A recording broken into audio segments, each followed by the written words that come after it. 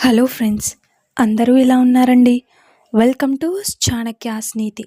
జీవితంలో ఈ విషయాలను గుర్తుపెట్టుకోండి. అయితే జీవితంలో ఎదురయ్యే కొన్ని పరిస్థితులు చాలా పాఠాలు నేర్పిస్తాయి. ఆ పరిస్థితులే గురువులుగా చాలా విషయాలు అర్థమయ్యేలా చేస్తాయి.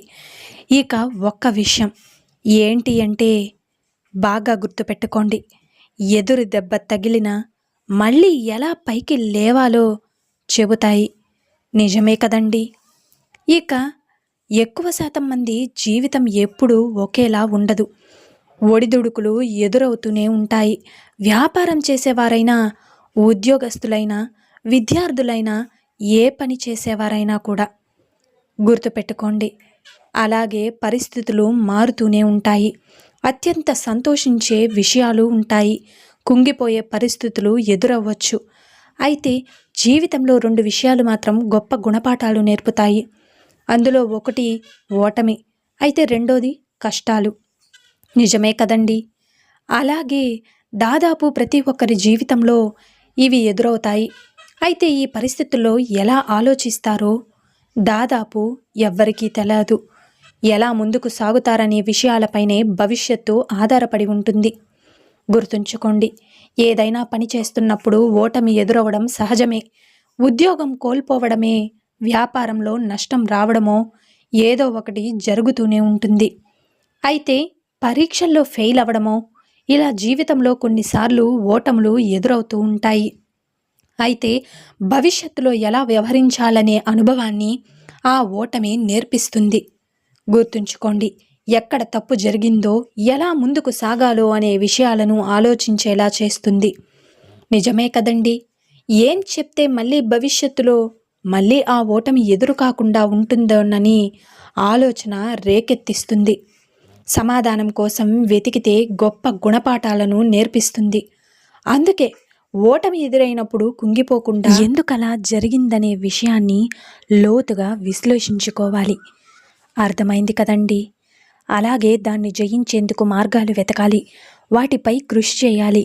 ఇలా చేస్తే విజయం అవ్వడం ఖాయం. గుర్తుపెట్టుకోండి, జీవితంలో ఒకానొక సమయంలో వెనక్కి తిరిగి చూసుకుంటే అప్పట్లో ఓడిపోవడమే జీవితంలో పైకి తెచ్చేందుకు దోహదం చేసిందని ఆనందించే సమయం కూడా వస్తుంది. నిజమే కదండి. అలాగే ఒక్క విషయం, ఓటమి నేర్పే నిజమైన పాఠాలు, అనుభవాలు మరేమీ నేర్పలేవు. అందుకే ఓటమిని సులువుగా తీసుకుని అధిగమించాలి. అలాగే సవాలుగా కూడా తీసుకోవాలి. గెలుపునకు మెట్టుగా భావించి ఆత్మవిశ్వాసంతో ముందుకు సాగాలి. అర్థమైంది కదండి. కష్టాలు పోరాటాన్ని నేర్పుతాయి చాలామందికి, కానీ కష్టాలు మాత్రం తరచుగా పలకరిస్తుంటాయి. జీవితంలో కష్టాలు సర్వసాధారణం. గుర్తుపెట్టుకోండి. ఇక ఇవి అనేక రకాలుగా ఉంటాయి. ఒక్కొక్కరి పరిస్థితులను బట్టి కష్టాలు వస్తుంటాయి. ఒక్కోసారి ఊహించనివి కూడా ఎదురవుతాయి. అయితే జీవితంలో కష్టాలు నిత్య పోరాటాన్ని నేర్పుతాయి. గుర్తుంచుకోండి.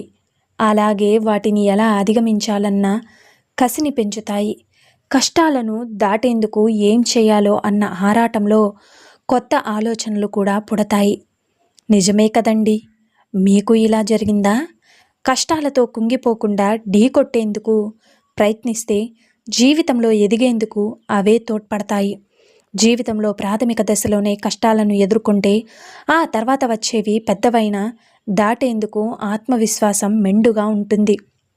ఇక గుర్తుపెట్టుకోండి, సమస్యలను పరిష్కరించే నేర్పరి తనం పెరుగుతుంది. ఇక ఎదురు దెబ్బలను సానుకూలంగా తీసుకునే అవకాశం ఉంటుంది.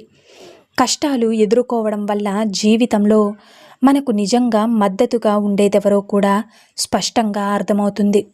గుర్తుపెట్టుకోండి, జీవితంలోని ప్రతి దశలో ఎదురయ్యే కష్టాలు పోరాట పడిమను, సమస్యలను అధిగమించే తత్వాన్ని నేర్పుతాయి. జీవితంలో మొదట కష్టాలను ఎదుర్కొన్న చాలామంది ఉన్నత శిఖరాలకు చేరారు.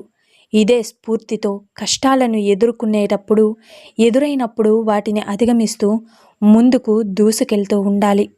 గుర్తుంచుకోండి, ఇక ప్రతి కష్టం వెనుక ఒక కారణం ఉంటుంది. దాన్ని గుర్తించి పరిష్కరించి మళ్ళీ అది పునరావృతం కాకుండా చూసుకో. అర్థమైంది కదండి. ఇక నీ శత్రువు ముందు నువ్వు ఎప్పుడు నవ్వుతూనే ఉండు. ఎందుకు అంటే నీ నవ్వే వాడికి సగం చావునిస్తుంది. నువ్వు ఎలా బ్రతికావన్నది వాడికి సగం నరకాన్నిస్తుంది. నువ్వు అనుక్షణం నవ్వుతూ ఉంటే వాడు బాధతో కృంగిపోతాడు. అర్థమైంది కదండి. సో చూశారు కదండి ఇవాల్టి వీడియో. ఈ వీడియో మీకు నచ్చిందని అనుకుంటున్నాను.